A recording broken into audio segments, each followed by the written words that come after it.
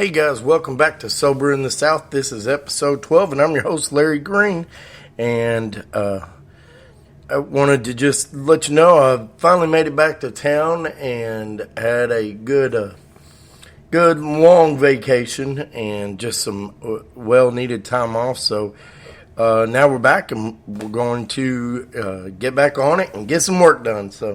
And we're going to start that off with the little podcast for episode 12. So the first thing I wanted to do was kind of go over a little bit about episode 11. Wanted to let you know we did have a little bit of sound problems. We were actually using the mic from an older MacBook Air, and so all the sound was basically pushed to one side, and obviously that was my side, and I'm a pretty loud person anyway. So if you listen to it and you dealt with it, I appreciate it. So now we're going to move on to episode 12, and it's going to be a pretty fun topic, and I think we'll enjoy it. So let's get going on it. So today I want to talk about there's a few things that came in from episode 11.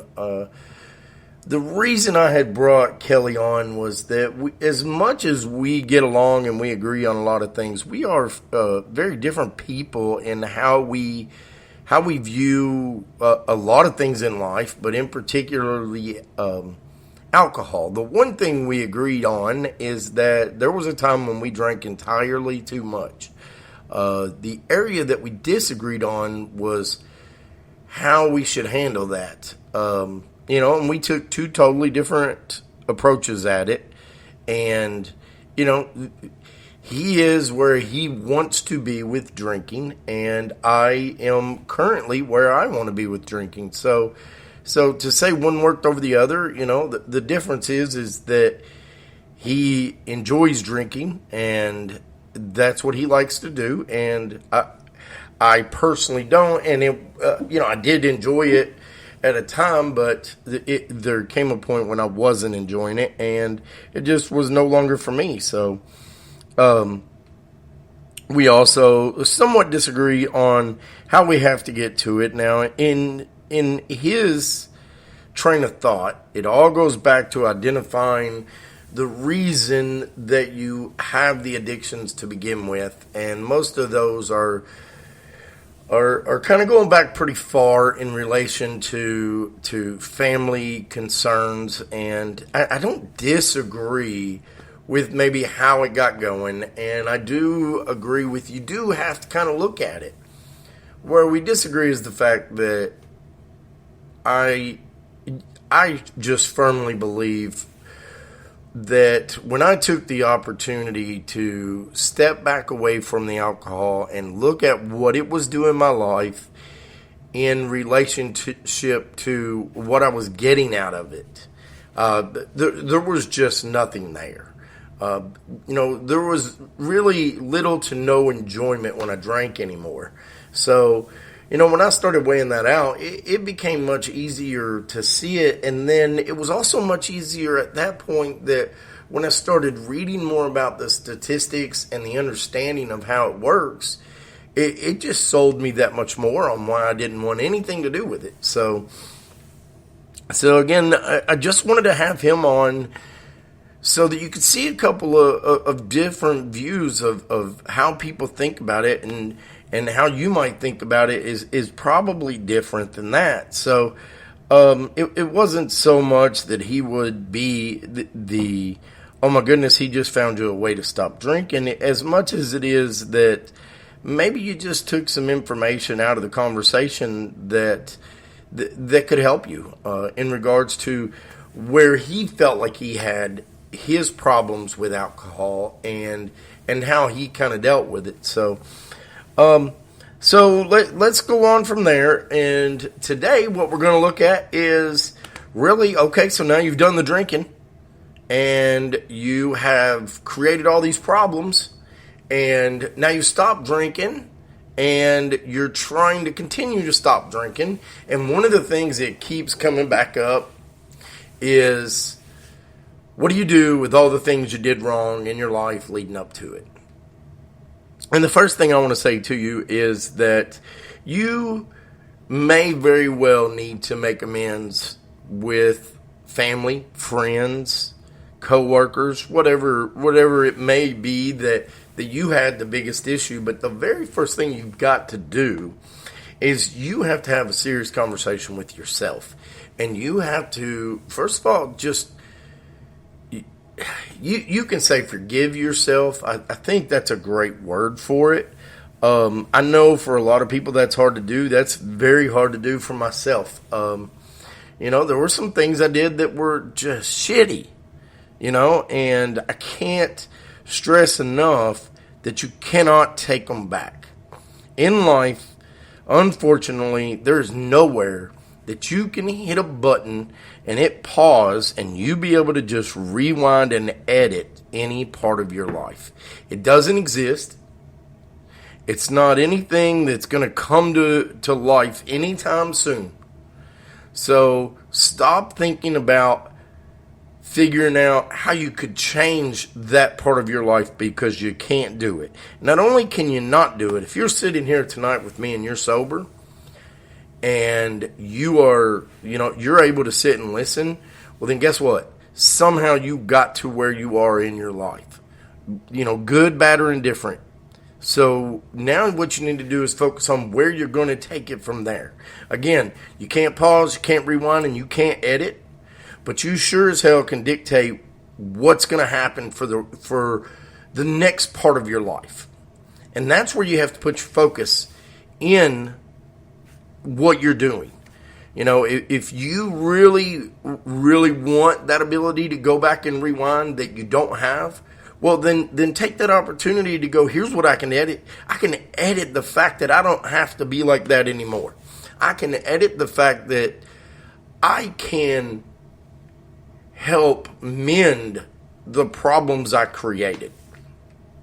And the way you can do that is just, be sober and be in people's lives. And, that may be hard to do sometimes.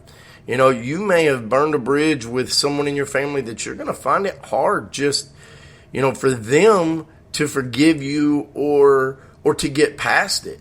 Well, guess what? That's your job now. That's your job to see what you can do to mend that. Now, it may not happen, and you have to accept that. That is also your job. You have to accept the fact that maybe you just can't fix it. But you can't let that deter you from doing what you need to be doing right now. So, you need to go out there. You need to make the amends that you can. And honestly, if you're honest with it and you're honest with people and you really put that effort into it, I'm willing to bet you're going to find a much better resolution than you think. Because, when it comes to family, first and foremost, man, family loves you.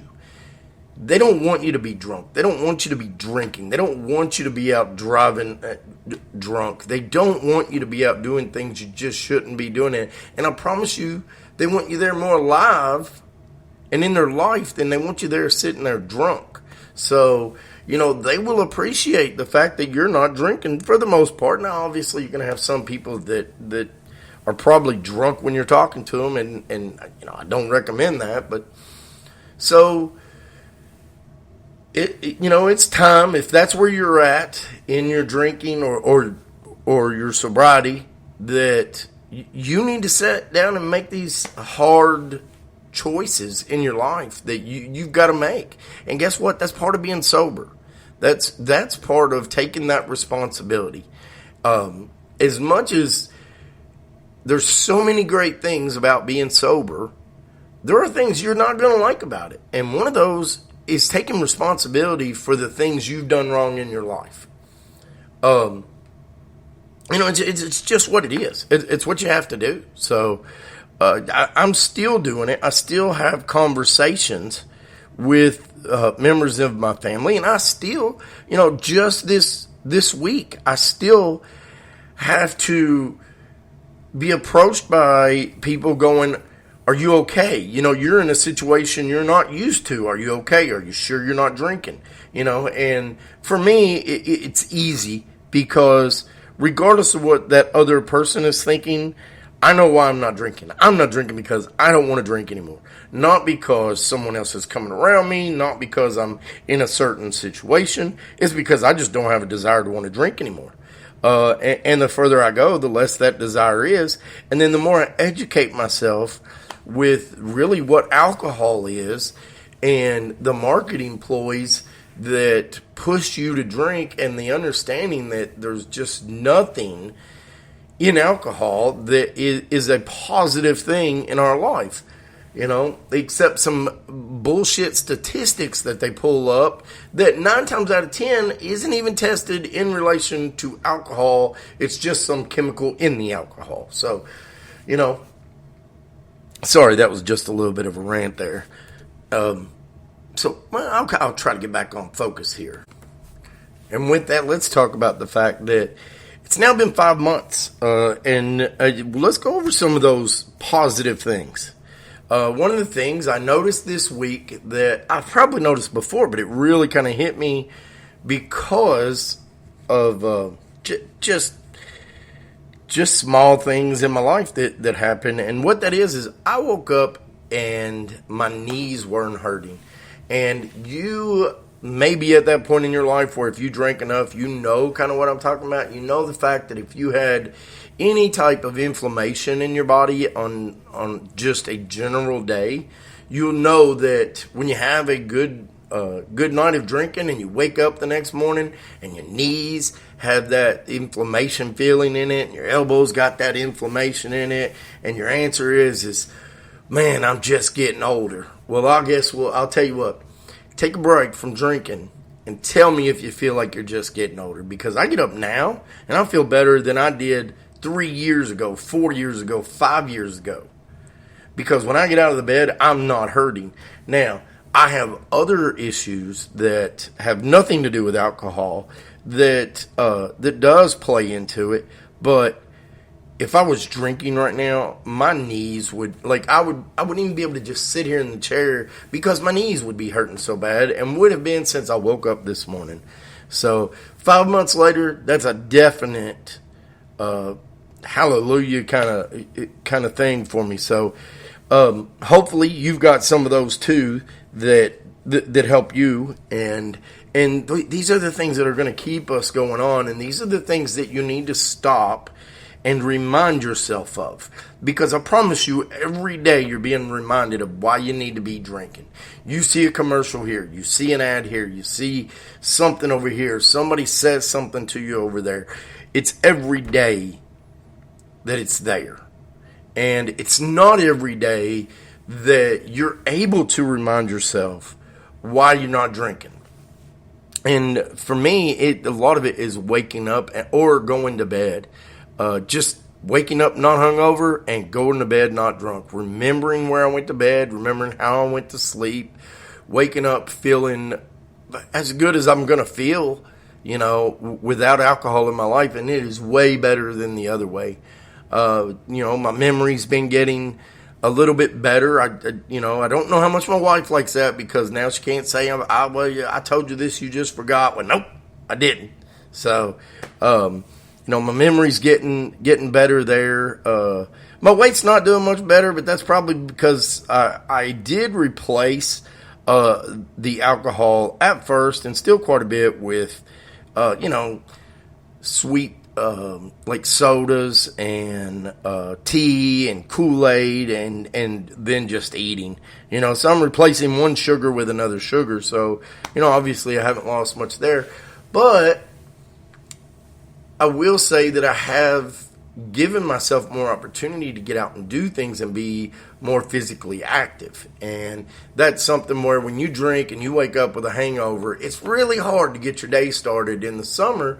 And by the time you are up and moving enough, well, then it's too dang on hot just to get out there and do anything. So, you just find yourself not as active.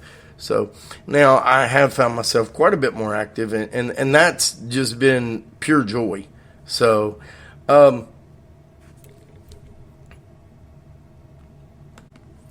at 5 months, I have found that it is way easier to not want to drink in regards to having those things that we talked about in episode 11 where you could just find reasons to drink. Well, the perfect example was sitting down with my buddy and doing the podcast on a Saturday night at 10:30, 11 o'clock at night, and we're drinking coffee. And, you would have never seen us doing that. You would have never seen us sober on a Saturday night. And so the fact that we could sit down on a Saturday night and do that, and then tonight is I say it was a Saturday night. I guess it was, maybe my memory's not as good as I thought it was. Maybe it was a weeknight. Because tonight's Saturday night, and I'm sitting here doing this because I want to. Because there's really nothing else I really want to be doing at this time. It's about 10 o'clock at night, and I enjoy this. When I find an opportunity to be excited, and I can be, then I am, and I get down here and I want to just get on the mic with you guys and let you know how excited I am to still be going at it, and hoping that maybe one of you guys are still going at it and still listening. Because I said it from the beginning, the idea is that I may never know you're out there.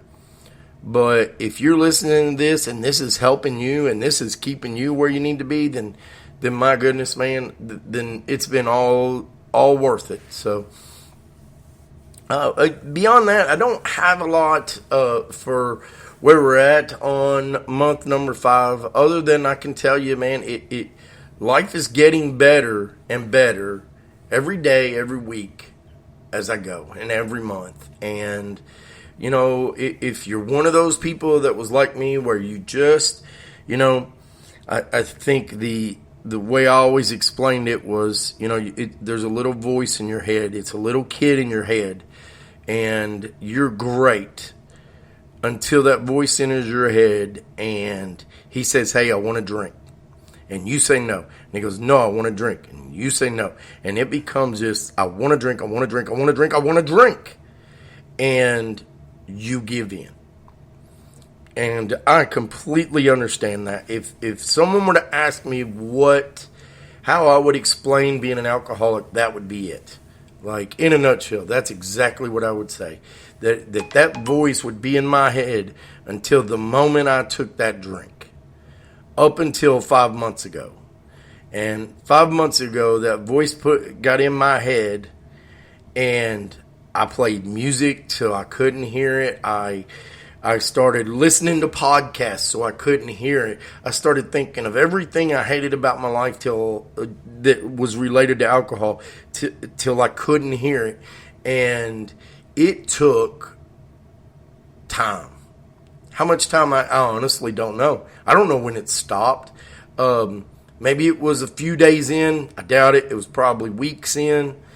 But it's never stopped. It's just not there near as much. And sometimes it's really not there at all. And that has been amazing to feel that, and knowing that when it does come up, and if I sat here and told you it didn't come up, I would tell you to stop listening to me. If after 5 months, all of a sudden, I could tell you that the idea of drinking never enters my mind, because it does. And, being down there in Florida, in a place where drinking is the norm and socializing is the norm, if you don't think I was down there and it wasn't on my mind, then obviously you don't have as much problem with it as I do. Because it was on my mind. But what it was much easier for me to sit there and tell that voice in my head, no, you don't want this. You have so much more things that you want to do than to do this. You don't want to feel like that in the morning. You don't want to feel like that tonight. And you don't want this poison in your body just so you think you can feel good for a little bit. And by the time I've told myself all that, it's gone. And some of those are just downright instant. Like, there's no thinking about it. It enters my head, and that thought process comes through and pushes it right back out. And then, because it's gone, I'm right back to enjoying my evening.